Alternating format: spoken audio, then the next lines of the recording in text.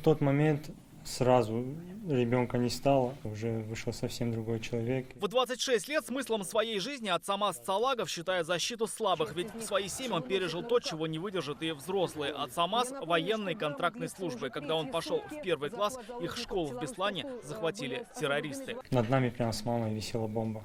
Она вот, и, видать, скотч то ли развязался, то ли что, и вот бомба прям повисла над нами.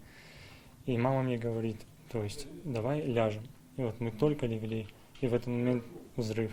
Эта трагедия потрясла всю Россию и вызвала острую реакцию по всему миру. 1 сентября 2004 года прямо на торжественной линейке в первой школе Беслана террористы захватили более 1100 заложников. Почти 3 дня они удерживали детей, родителей и сотрудников школы в заминированном здании. Должен был пойти в школу, но оказалось так, что 3 дня я и моя семья, это отец, мать и старший брат, были в заложниках. В те роковые дни погибли 334 человека, из них 186 детей. Те, кто выжил, считают друг друга сестрами и братьями. Среди них и тезка Атсамаза Цалагова, Атсамас Мисиков. Наша связь намного ближе, мы стараемся общаться между собой, несмотря на то, что многие уже разъехались по разным городам, потому что мы проживаем жизнь как за себя, так и за них. Сегодня они приехали в Казань, чтобы встретиться со студентами КФУ. Рассказали о событиях тех трагических дней, а также о героизме старшеклассников, учителей, спецназовцев и простых мужчин Беслана, которые не жалели своих жизней ради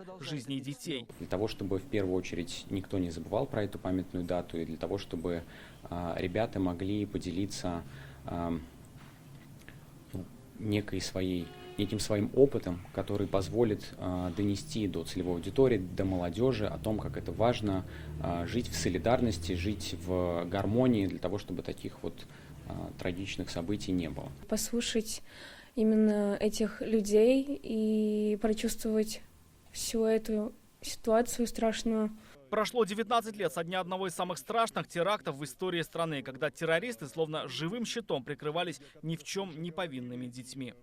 Рамиль Шайдуллин, Сан Саитова, ТНВ, Казань.